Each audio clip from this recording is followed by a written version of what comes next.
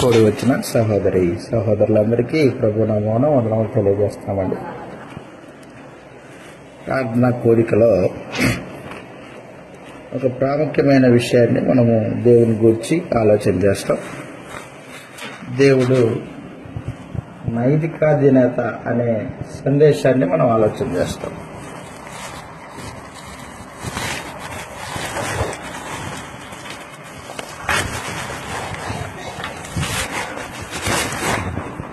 దేవుడు నైతికాధినేత.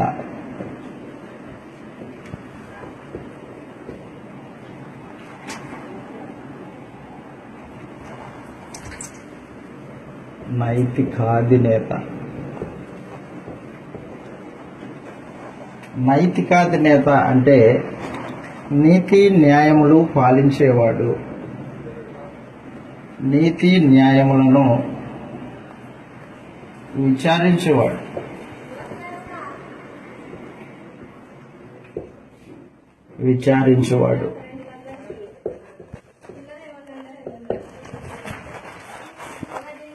పరమందున్న దేవుడు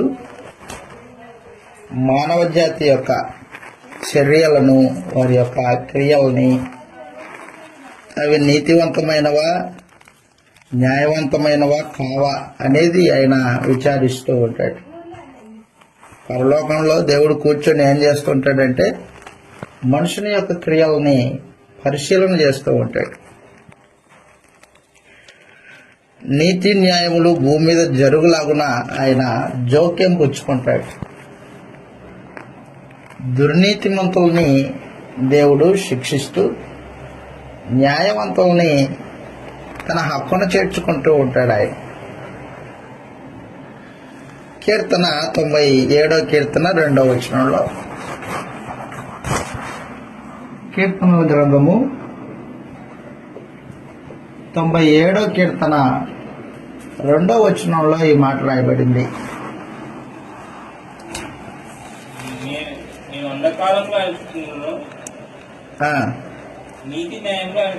నీతి న్యాయములు ఆయన సింహాసనమునకు ఆధారములు. అదిగో నీతి న్యాయము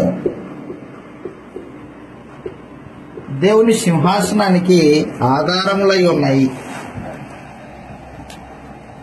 ఇర్మియా గ్రంథము 9వ అధ్యాయం 23వ వచనంలో, ఇర్మియా గ్రంథము 9వ అధ్యాయం 23వ వచనంలో యెహోవా దేవుడు ఇలాగ సెలవిచ్చుచూ ఉన్నాడు, జ్ఞాని తన జ్ఞానమును బట్టి, శూరుడు తన శౌర్యమును బట్టి అతిశయింపకూడదు. ఐశ్వర్యవంతుడు తన ఐశ్వర్యాన్ని బట్టి అతిశయింపకూడదు. అతిశయించువాడు దేనిని బట్టి అతిశయింపవలను అనగా, అదనమాట భూమి మీద కృప చూపుచు నీతి న్యాయములు జరిగించుచున్న యెహోవాను నేనేనని గ్రహించి నన్ను పరిశీలనగా తెలుసుకున్నట్టును బట్టి అతిశయించాలి. ఇటు వాటిలో నేను ఆనందించేవాడిని అని చెప్పాడు దేవుడు పరలోకంలో ఊరకనే కూర్చోలేదు.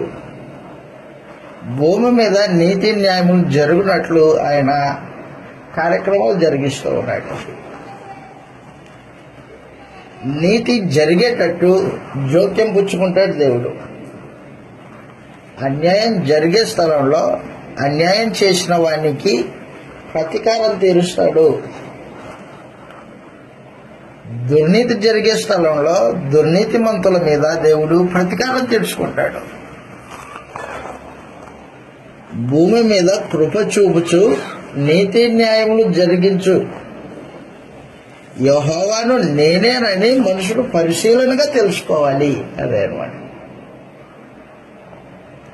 అన్యాయం చేయబడినవాడు, అన్యాయం చేసిన వాడు ఇద్దరు. అన్యాయం చేయబడిన వాని పక్షాన దేవుడు నిల్చుంటాడు. అన్యాయం చేసిన వాడు దేవుని వలన బాధింపబడతాడు, శిక్షింపబడతాడు. అన్యాయం పొందినవాడు అయ్యో నేను అన్యాయం చేసే అన్యాయము నాకు జరిగిందే అని బాధపడేవాని పక్షాన దేవుడు నిల్చుంటాడు అదనమాట. నీతి న్యాయములు పరిపాలించే దేవుడు ఆయన. అన్యాయం చేసిన వాడు అరే నేను అన్యాయం చేశాను, బాగా సమకూర్చుకున్నాను, లాభం వచ్చింది అని సంతోషించాల్సిన పని లేదు. ఎందుకంటే వాడి అన్యాయం కొద్దీ వాడికి ప్రతీకారం చేసేవాడు దేవుడు. కీర్తన 94 కీర్తన 1వ వచనంలో, కీర్తన గ్రంథము 94 కీర్తన 1వ వచనంలో ఈ మాటలు రాయబడ్డాయి. యెహోవా అన్నమాట. యెహోవా ప్రతీకారం చేయు దేవా. అదిగో ఆయన ప్రతీకారం చేస్తాడు. ప్రతీకారం అంటే తిరిగి మనుషుడు చేసిన తప్పిదానికి, ఆ దుర్నీతి కార్యక్రమానికి శిక్ష విధించేవాడు. ప్రతీకారం నేనే ప్రతీకారం తెచ్చుకుంటా. మనుషుడు సాటి మనిషికి అన్యాయం చేస్తే అన్యాయం చేయబడిన వాడు తిరిగి వాడి మీద ప్రతీకారం చేసుకోవడానికి ప్రయత్నం చేయకూడదు. దేవుడే చేస్తాడు వాడికి ప్రతీకారం. అదనమాట. కొత్త నిబంధనలో ప్రత్యేకించి క్రైస్తవులైన వారు ఈ విషయాన్ని తేటగా గమనించాలి. దేవుడిని ఎరిగిన వాడు దేవుడు నైతికాధినేత అనే సంగతిని తేటగా విశ్వసించాల, గ్రహించాల. నువ్వు శ్రమ పొందుతున్నావు, నీ తప్పేం లేదు, కానీ శ్రమ పొందుతున్నావు. చేయకుండానే నేరం నీ మీదకి వచ్చింది, అయితే నువ్వు సహించుకో. నువ్వు అన్యాయం చేయలేదు, కానీ అన్యాయం చేయబడ్డావు, అయితే ఓర్చుకో. అన్యాయం చేసిన వానికి మళ్ళీ తిరిగి అన్యాయం చేయడానికి ప్రయత్నం చేయొద్దు. అలా ప్రయత్నం చేసేవాడు ఎవరు? దేవుడిని ఎరగని వాడు. కీడుకు ప్రతి కీడు చేయొద్దు అంటది గ్రంథం. కీడుకు ప్రతి కీడు చేసేవాడు బలహీనుడు, దేవుణ్ణి ఎరుగనివాడు. కీడుకు ప్రతి కీడు చేయకోకుండా దేవునికి అప్పచెప్పితే అతడు దేవుణ్ణి ఎరిగినట్టు లెక్క. అది రోమీయులకు రాసిన పత్రిక 12వ అధ్యాయంలో 19వ వచనంలో ఈ మాట తెలియజేస్తూ ఉన్నాడు. రోమీయులకు రాసిన పత్రిక 12వ అధ్యాయం 19వ వచనంలో, ప్రియులారా మీకు మీరే పగ తీర్చుకోవద్దు. అదనమాట. మీకు మీరే పగ తీర్చుకోవద్దు.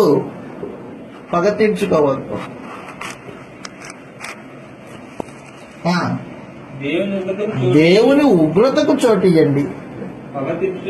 పగ తీర్చుకో నా పని, నేనే ప్రతిఫలం ఇస్తాను. అదనమాట.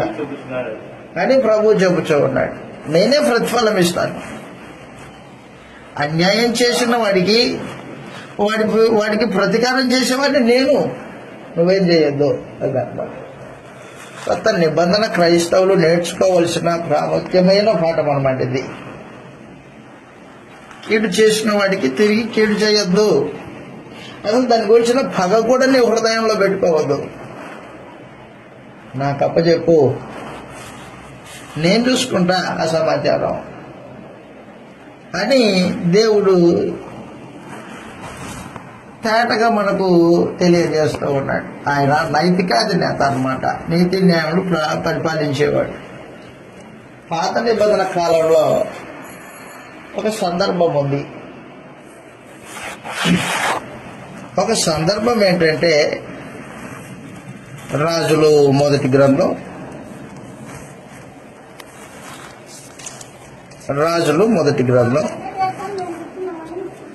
నాబోతు అనే ఒక బీదవాడు ఉన్నాడు.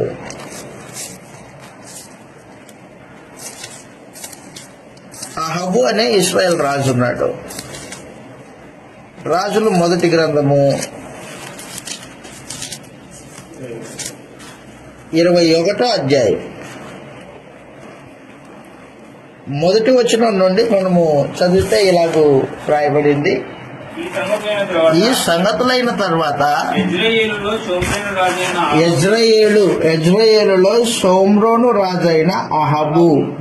షోమ్రోను ఇశ్రాయేలు దేశానికి రాజధాని పట్టణం అనమాట. అది మనకు ఢిల్లీ అలాగో ఇశ్రాయేలు 10 గోత్రాలకి షోమ్రోన్ అనేది రాజధాని.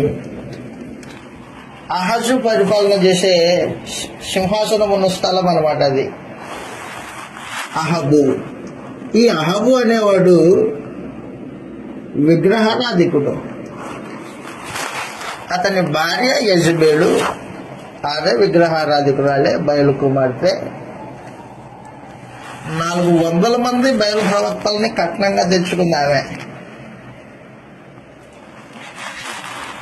ఇశ్రాయేలు దేవుని ప్రజలు కానీ విగ్రహారాధనకి దిగిపోయారు. అహబు కాలంలో మరింత దుర్మార్గత, నీతి న్యాయములు లేని స్థలం ఇశ్రాయేల్ జనాంగం మధ్యలో, ఆ ప్రాంతంలో, ఆ సమయంలో. ఈ అహబు అనేవాడు రాజు. ఈ రాజనగర్ని ఆనుకొని నాబోతు అనే బీదవాని యొక్క ద్రాక్ష తోట ఉంది. అహబు నేరుగా ఆ బీదవాని దగ్గరికి వెళ్ళి,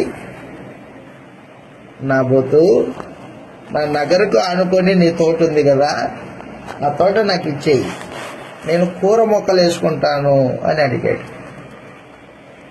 ఈ నాబోతు, ఇది నా పిత్రార్జితం అండి, నేను సంపాదించింది కాదు, నా పితరులు సంపాదించింది ఇచ్చింది, నా పిత్రార్జితం. నా పిత్రార్జితాన్ని నేను నీకు అమ్ముకోదలుచుకోలేదు అన్నాడు. నువ్వు అడిగిన మాట వాస్తవమే, కానీ నేను ఇవ్వదలుచుకోలేదు, నాకు ఇవ్వడానికి మనసు లేదు. నా పిత్రార్జితం నేను అమ్మడానికి లేదు. వాస్తవానికి పిత్రార్జితం అమ్ముకోకూడదు అని దేవుడు ధర్మశాస్త్రంలో రాయించాడు. పిత్రార్జితాన్ని అమ్ముకోకూడదు. స్వాస్థ్యము ఒక గోత్రంలో నుండి ఇంకొక గోత్రంలోకి పోకూడదు అనేది దేవుని యొక్క ఆలోచన పాత నిబంధన కాలంలో. అందుకని ఈ నాబోతు బీదవాడు ధర్మశాస్త్రాన్ని అనుసరించి, నా పిత్రార్జితాన్ని నేను అమ్ముకోనండి, నువ్వు ఎంత డబ్బులు ఇచ్చినా నేను అమ్ముకోను అన్నాడు. అమ్ముకోను అనగానే ఈ అహబు అనేవాడు రాజు కదా, నేరుగా ఇంటికి వెళ్ళి మొక్కలు చిన్నబుచ్చుకొని ఏడ్చుకుంటూ అన్నం తినకోకుండా పడుకున్నాడు. రాణి దుర్మార్గురాలు యెజబెలు వచ్చింది. రాజు అన్నం తినకోకుండా పడుకున్నాడు. ఏమి లేదు, నాబోతు అనే బీదవాని దగ్గరికి వెళ్ళి ద్రాక్ష తోట నాకు అని నేను అడిగాను, అడిగాను అన్నాడు. ఏనకపోతే రాజు భోజనం తినకోకుండా అలిగి పడుకోవాలా? ఎలా ఇయ్యనంటాడు చూద్దాం. కానీ రాణి ఏం చేసిందంటే, ఈ నాబోతు అనే బీదవాని మీద అబద్ధపు సాక్ష్యం పలికించడానికి 2 మనుషుల్ని పెట్టింది. రచ్చబండ అంటాం కదా మనం, అలాగ రచ్చబండ ఏర్పాటు చేసి పెట్టి నాబోతు అనేవాడిని ముందు నిలబెట్టి, ఇదిగో ఈ నాబోతు దేవుణ్ణి దూషించాడు, రాజును దూషించాడు అని అబద్ధపు సాక్ష్యాన్ని పలికే 2 మనుషుల్ని పెట్టింది అక్కడ. ఆ 2 మనుషులు నాబోతు మీద నింద వేశారు. దేవుణ్ణి దూషించితే, రాజును దూషిస్తే రాళ్ళతో బట్టి చంపాల. ఇప్పుడు నాబోతు దూషించలేదు దేవుణ్ణి, రాజును కూడా దూషించాల. మనకు వస్తే న్యాయసమ్మతంగా ఇది నా పిత్రార్జితం అండి, నేను వేయను అని ఓపెన్ గా చెప్పేశాడు. కానీ అబద్ధపు సాక్ష్యం పలికించి నాబోతుని ఊరి బయటికి లాక్కెళ్ళి రాళ్లతో కొట్టి చంపేశాడు. నా అనేవాళ్ళు ఎవరు ముందుకు రాలే. పరమాత్మ దేవుడు చూస్తున్నాడు ఈ కార్యక్రమాన్ని అంతా. అహబు భార్య యెజబెలు అధికారంలో ఉన్నవారై, అధికులై, రాజు హోదాలో ఉండేవాళ్ళై ఏం చేశారనమాట, బీదవాడిని పొట్టను పెట్టుకున్నారు. పొట్టను పెట్టుకొని దేవుడు చూశాడు. చూసి దేవుడు ఏలియా అనే ప్రవక్తని అహాబు రాజు దగ్గరికి పంపించేశాడు. అహాబు గుర్తుపెట్టుకో, న్యాయవంతుడైన నాబోతుని చంపించి నాబోతు యొక్క పొలమును నువ్వు కబ్జా చేసుకున్నావు. నాబోతు యొక్క రక్తాన్ని కుక్కలు ఏ స్థలంలో అయితే నాకాయో అదే స్థలంలో నీ రక్తాన్ని, నీ భార్య యొక్క రక్తాన్ని కుక్కలు వచ్చి నాకుతాయి అని చెప్పేశాడు, తీర్పిచ్చేసాడు అనమాట దేవుడు. ఎవరిని పంపించాడు? ఏలియా ప్రవక్తను పంపించి. అదనమాట. చదువుతాం గ్రంథం తెరిచి 21వ అధ్యాయం 2వ వచనంలో, అహాబు నాబోతును పిలిపించి, నీ ద్రాక్ష తోట నా నగరును ఆనుకొని ఉన్నది గనుక అది నాకు కూర తోటకిమ్ము, దానికి ప్రతిగా దానికంటే మంచి ద్రాక్ష తోటని నీకు ఇచ్చేదను, లేదా నీకు అనుకూలమైన ఎడల దానిని క్రయధనముకిమ్మని అడిగాను. అందుకు నాబోతు, నా పిత్రార్జితమును నీకిచ్చుటకు నాకు ఎంత మాత్రమును వల్లపడదని చెప్పగా, పిత్రార్జితం ఇవ్వకూడదు ధర్మశాస్త్రం తెలియజేస్తుంది. సంఖ్యాకాండం 36వ అధ్యాయం 7వ వచనంలో పిత్రార్జితం ఒక గోత్రంలో నుండి మరొక గోత్రానికి పోకూడదు అనేది దేవుని యొక్క ఏర్పాటు. పాత నిబంధనలో 36వ అధ్యాయం, సంఖ్యాకాండం 36వ అధ్యాయం 7వ వచనంలో దేవుడు మోషేతో సెలవిస్తున్న మాట అది. సంఖ్యాకాండం 36వ అధ్యాయం 7వ వచనంలో, ఇశ్రాయేలీల స్వాస్థ్యము ఒక గోత్రములో నుండి వేరొక గోత్రంలోనికి పోకూడదు. ఇశ్రాయేలీలలో ప్రతివాడు తన పితరుల గోత్ర స్వాస్థ్యమును హత్తుకొని ఉండాలి. అదిగో, తమ పితరుల యొక్క గోత్ర స్వాస్థ్యాన్ని హత్తుకొని ఉండాలా. అమ్ముకోకూడదు. స్వాస్థ్యాన్ని అమ్ముకోకూడదు. అందుకని ఈ నాబోతు ఏం చేశాడంటే, ధర్మశాస్త్రంలో పిత్రార్జితం అమ్ముకోకూడదని ఉంది కాబట్టి నేను నీకు అమ్మను, వాళ్ళకూడదు అని ఓపెన్గా చెప్పేశాడు. చెబితే నా ఆహాబు ముఖం ముడుచుకొని అన్నం తినపోకుండా అలిగి పడుకున్నాడు. రాజులు మొదటి గ్రంథం 21వ అధ్యాయంలో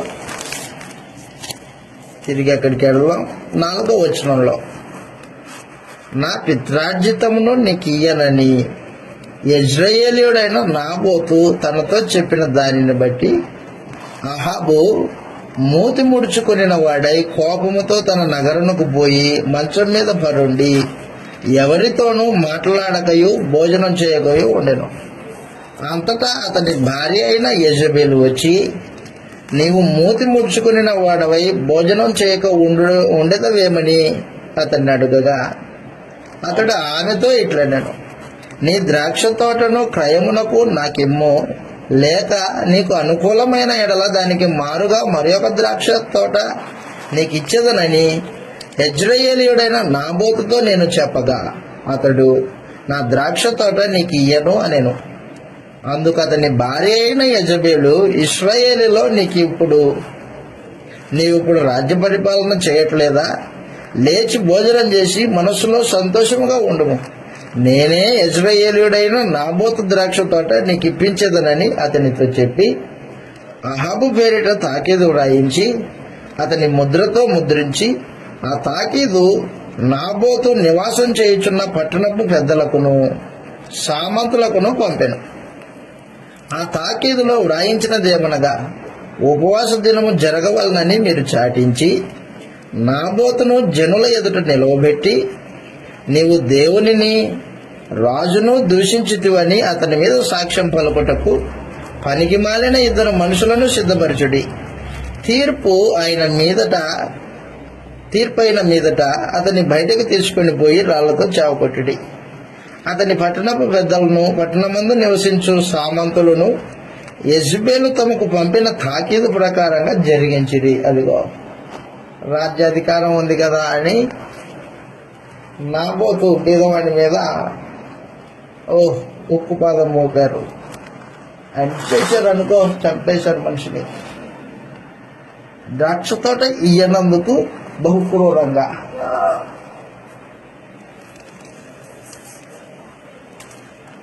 చంపితే పరమోదర దేవుడు చూశాడు. చూచి ఏలియాని, తన పక్షాన దేవుడు ఏలియాని పంపించి రాజుకు సందేశం ఇస్తున్నాడు. ఏ రాజా, నీతి న్యాయం పరిపాలించే దేవుడు పరమందు ఉన్నాడన్న సమాచారం నువ్వు మర్చిపోయావా? గుర్తుపెట్టుకో. 17వ వచనంలో, అప్పుడు యెహోవా వాక్కు తిప్షీయుడైన ఏలియాకు ప్రత్యక్షమై ఇలాగు సెలవిచ్చాను, నీవు లేచి షోమ్రోనులో ఉన్న ఇశ్రాయేల్ రాజైన అహాబును ఎదుర్కొనుటకు బయలుదేరుము. అతడు నాబోతు యొక్క ద్రాక్ష తోటలో ఉన్నాడు. అతడు దాన్ని స్వాధీనపరచుకొనబోయెను. నీవు అతన్ని చూచి ఇలాగూ ప్రకటించుము, యెహోవా సెలవిచ్చినదేమనగా, దీన్ని స్వాధీనపరచుకొనవలనని నీవు నాబోతును చంపితివి కదా. యెహోవా సెలవిచ్చినదేమనగా, ఏ స్థలమందు కుక్కలు నాబోతు రక్తమును నాకెనో ఆ స్థలమందే కుక్కలు నీ రక్తమును నిజముగా నాకునని అతనితో చెప్పారు. అంతటా ఆహాబు ఏలియాను చూచి, నా పగవాడా, నీ చేతిలో నేను చిక్కబడితున్నా అని పలుకగా ఏలియా ఇట్లాడాడు, యెహోవా దృష్టికి కీడు చేయుటకు నిన్ను నీవే అమ్ముకొని ఉన్నావు గనుక నా చేతిలో నీవు చిక్కితివి. అందుకు యెహోవా ఇలాగూ సెలవిచ్చును, నేను నీ మీదికి అపాయము రప్పించెదను, నీ సంతతి వారిని నాశనం చేతును. అల్పులేమి గనులేమి ఇశ్రాయేల్ వారిలో అహబు పక్షమున ఎవరునూ లేకుండా పురుషులందరినీ నిర్మూలం చేతును. ఇశ్రాయేల్ వారు పాపం చేయుటకు నీవు కారకుడవై నాకు కోపం పుట్టించితివి గనుక నేబాతు కుమారుడైన యరొబాము కుటుంబమునకు అహియా కుమారుడైన బహేషా కుటుంబమునకు నేను చేసినట్లు నీ కుటుంబమునకు చేయుదునని యెహోవా సెలవిచ్చుచున్నాడు. మరియు యెజబెలును గూర్చి యెహోవా సెలవిచ్చున్నదేమనగా, యెజ్రెయేలు ప్రాకారమునొద్ద కుక్కలు యెజబెలును తినివేయును. పట్టణమందు చచ్చు అహాబు సంబంధికులను కుక్కలు తినివేయును. బయటి భూములలో చచ్చు వారిని ఆకాశ పక్షులు తినివేయును అని చెప్పెను. కాబట్టి నీతిమంతుడైన నాబోతు పక్షాన దేవుడు నిలబడి అన్యాయస్తుడు, దుర్మార్గుడు, దుష్టుడైన అహబు మీద ప్రతీకారం చేయబోతున్నాడు. నువ్వు అన్యాయం పొందావని బాధపడొద్దు అదనమాట.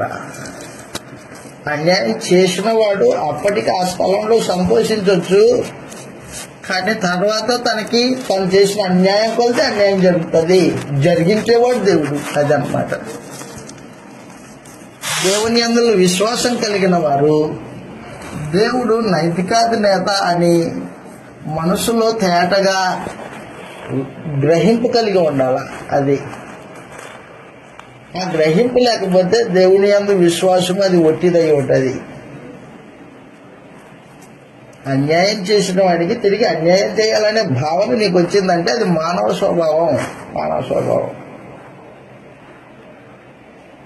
అన్యాయం చేసిన వాడిని క్షమించి దేవునికి అప్పగించేవాడు దైవ స్వభావం కలిగిన వాడు, దేవుని యందు విశ్వాసం కలిగిన వాడు అదన్నమాట. అది నేను మీకు తెలియజేస్తున్న సందేశం అనమాట. దేవుడు నైతిక అధినేత, నీతి న్యాయాన్ని విచారించేవాడు, వదిలిపెట్టేవాడు కాదు. మరొక ఉదాహరణ చెప్తాను, మీకు బాగా అర్థమవుతుంది. కయ్యూను దుష్క్రియలు చేసి అపవాది సంబంధిగా మారిపోయాడు. అపవాది సంబంధి అయిన ఈ కయ్యూను నీతిమంతుడైన తన తమ్ముడిని చంపేశాడు. చంపితే దేవుడు ఏం చేశాడు?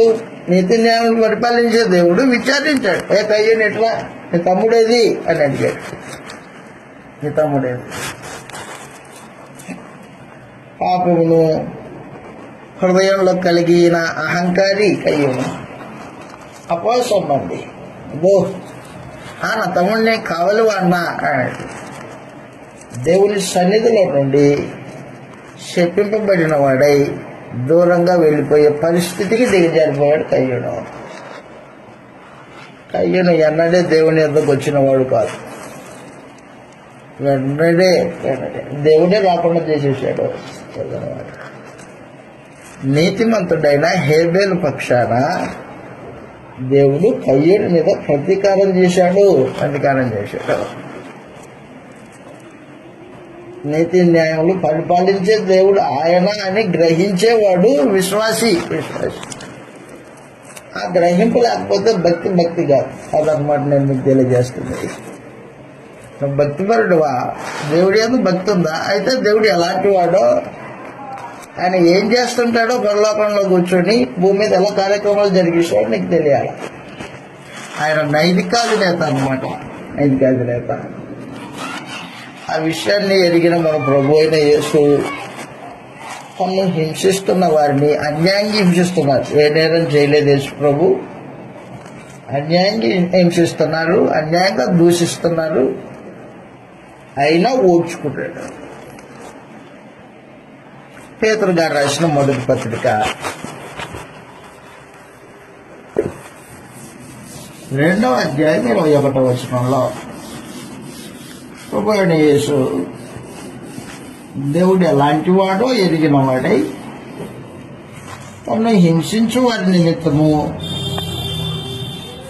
తిరిగి హింసించాలన్న ఆలోచన లేక తను తాను దేవునికి అప్పగించుకున్నాడు. పేతురు గారు రాసిన మొదటి పత్రిక 2వ అధ్యాయము 21వ వచనంలో క్రీస్తు కూడా మీ కొరకు బాధపడి మీరు తన అడుగుజాడల యందు నడుచుకొనవలెనని మీకు మాదిరి ఉంచిపోయాను. ఆయన పాపమేమీ చేయలేదు, ఏ కపటం కనబడలేదు. అదిగో దూషింపబడ్డాడు, బదులు దూషింపలేదు. శ్రమ పెట్టబడి బెదిరింపక అదిగో న్యాయముగా తీర్పు తీర్చు దేవునికి అది సమాచారం. నన్ను న్యాయవంతుడని తీర్చేవాడు దేవుడు. ఈ రోమ ప్రభుత్వం కాదు, పిలాతు కాదు, ఈ యూదా జనాంగం అసలేదా. న్యాయంగా తీర్చేవాడు నా దేవుడు.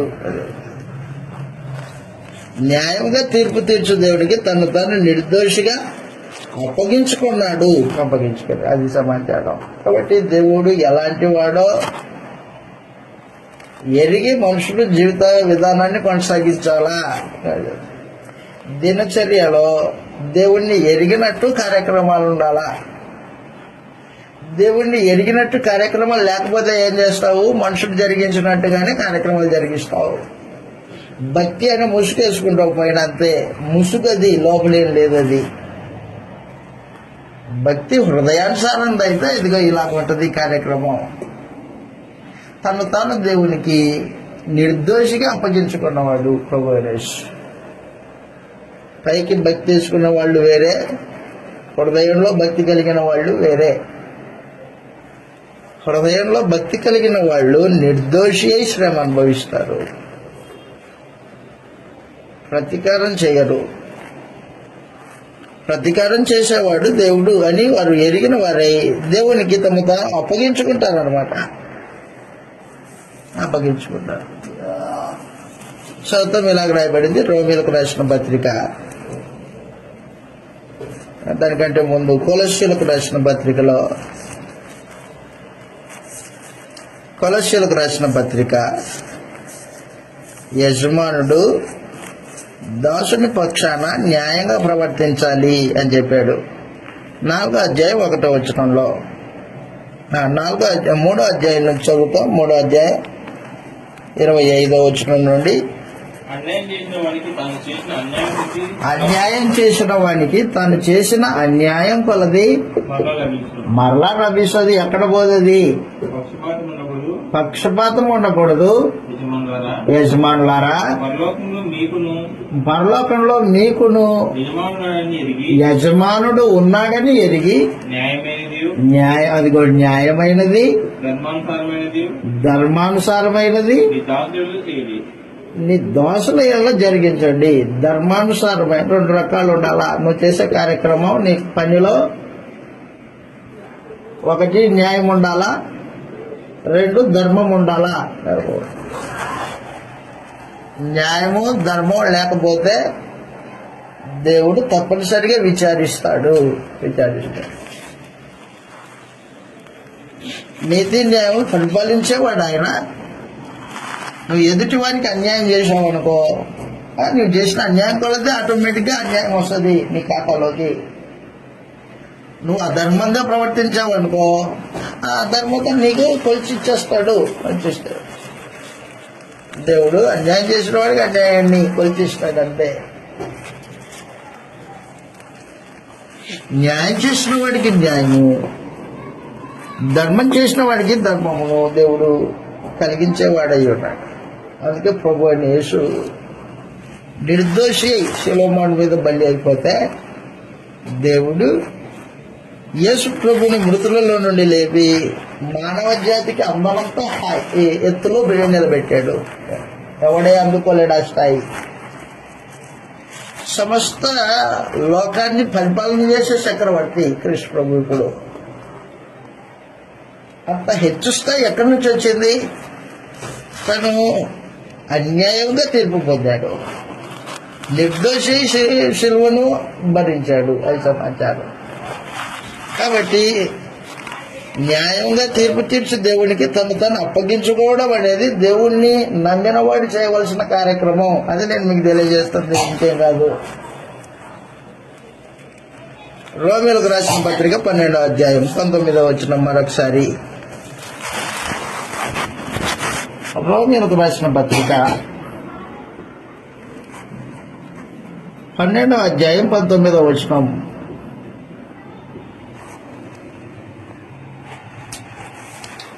పన్నెండవ అధ్యాయం 19వ వచనంలో, ప్రియులారా మీకు మీరే పగ తీర్చుకొనక దేవుని ఉగ్రతకు చోటియండి. అదనమాట, దేవుని ఉగ్రతకు చోటియండి.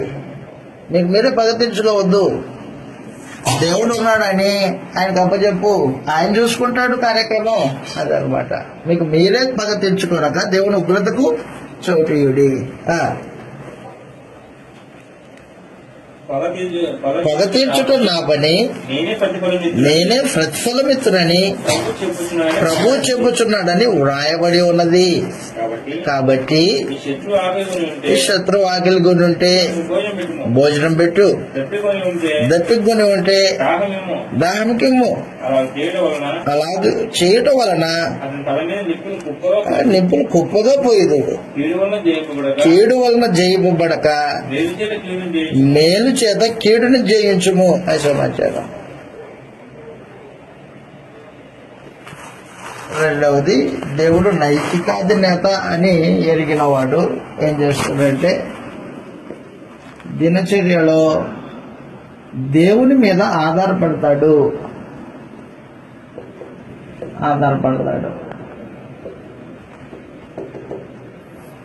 మనుషుల మీద ఆధారపడ్డు, దేవుని మీద ఆధారపడతాడు. హెబ్రీయులకు రాసిన పత్రికలో ప్రత్యేకించి 13వ అధ్యాయం, హెబ్రీయులకు రాసిన పత్రిక 13వ అధ్యాయం 13వ అధ్యాయము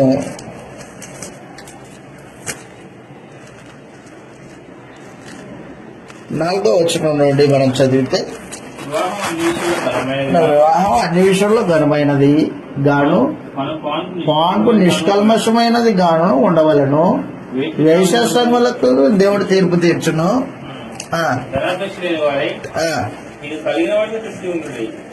అదనమాట, ధనాపేక్ష లేని వారవై కలిగిన వాటితో తృప్తి పొంది ఉండండి.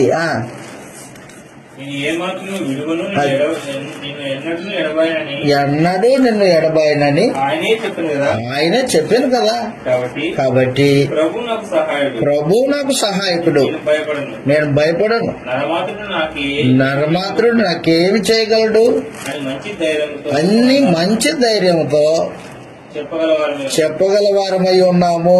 అదనమాట, దేవుని మీద ఆధారపడాలా. నాకు నేనే పగ తెచ్చుకుంటాను అనేవాడు దేవుడి మీద ఆధారపడలేదు. నాకు అన్యాయం చేసిన వాడి మీద నేను పగ తీర్చుకుంటా పోతా కత్తి తీసుకొని. దేవుడి మీద ఆధారపడలేదు మనుషుడు.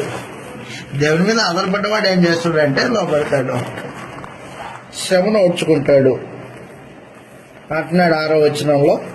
కాబట్టి ప్రభు నాకు సహాయకుడు, నేను భయపడను, నరమాత్రుడు నాకేం చేయగలడు అని మంచి ధైర్యంతో చెప్పగలవారమై ఉన్నాము. కాబట్టి దేవుని మీద ఆధారపడాలి. దేవుడు నైతికాధినేత, నీతి న్యాయములు పరిపాలించేవాడు. అన్యాయంగా శ్రమ పొందుతున్న వారి పక్షాన దేవుడు నిలబడి అన్యాయం చేసే వారికి ప్రతీకారం చేసే దేవుడై ఉన్నాడు. దేవుడై ఉన్నాడు. మొదటి శతాబ్దంలో సంఘము అన్యాయంగా హింసింపబడింది. రోమ చక్రవర్తి నీరో బహు క్రూరుడు, చెప్పాను మీకు పలుసార్లు. ఈ నీరో సంఘాన్ని మీద నేరం నెట్టాడు. తన ఆనందం కొరకు పిడేలు వాయించుకుంటూ నిప్పంటించాడు. ఆ నిప్పు రోమ పట్టణం అంతా చుట్టుకుంది. రోమ పట్టణంలో ఉన్న వారి విగ్రహ దేవాలయాలు కాలిపోయాయి. విగ్రహ దేవాలయాలు కాలిపోతే రోమ ప్రజలందరూ నీరో అని చేతులు చూపిస్తుంటే నీరో నేరుగా చెయ్యెత్తి, నేను కాదు, అదిగో దేవుణ్ణి నమ్మనోళ్ళు. ఎవరు దేవుణ్ణి నమ్మనోళ్ళు? క్రైస్తవులు దేవుణ్ణి నమ్మనోళ్ళు అనే భావన. ఎందుకంటే ఏ విగ్రహ ఆరాధనకి వెళ్ళరు, వాళ్ళకి దేవుడు ఒక్కడే. యేసుప్రభు వారి ప్రభు, వారి రాజు. ఏ విగ్రహ సంబంధమైన వాతావరణంలో వాళ్ళు పాల్పంచుకోరు. కాబట్టి నేరం వాళ్ళ మీదకి నెట్టాడు. నేరం వాళ్ళ మీద నెట్టడం మాత్రమే కాకుండా వారిని ఒక ప్రాంగణంలో వేసి హింసించేవాడు. పరమంతరం దేవుడు చూస్తున్నాడు, సంఘానికి శిరస్సు అయిన ప్రభువు చూస్తున్నాడు. నీలో తనకు తానే తన ఇంటికి నిప్పంటించుకొని చచ్చిపోయాడు. తనకు తానే. ఎవరు తీర్చారు ప్రతీకారం? క్రైస్తవుల పక్షాన ప్రతీకారం నీలో మీద ఎవరు తీర్చుకున్నారు? దేవుడి. అది సమర్థం. కాబట్టి గ్రంథం ఏం తెలియజేస్తుంది? దేవుని నైతికాధినేత అని గ్రహించిన మనుషులు జీవిత దినాలలో దినచర్యని ఆయన మీద ఆధారపడి కొనసాగించవలసిన బాధ్యత కలిగిన వారమై ఉంటాం. అది భక్తి. కీడుకు ప్రతికీడు చేయాలి అని అనుకోవడం మానవ స్వభావం. అది పనికిరాదు. కాబట్టి ఆ రీతిగా ఆలోచన చేయవలనని దేవుడు నైతికాధినేత అని మీరు గ్రహించి ఎల్లప్పుడూ అన్ని విషయములలో ఆయనకు మనల్ని మనం అప్పగించుకొని బ్రతకవలనని ప్రేమతో మనవి చేస్తూ ఈ మాటలు ముగిస్తున్నాను. మీ అందరికీ వందనాలు.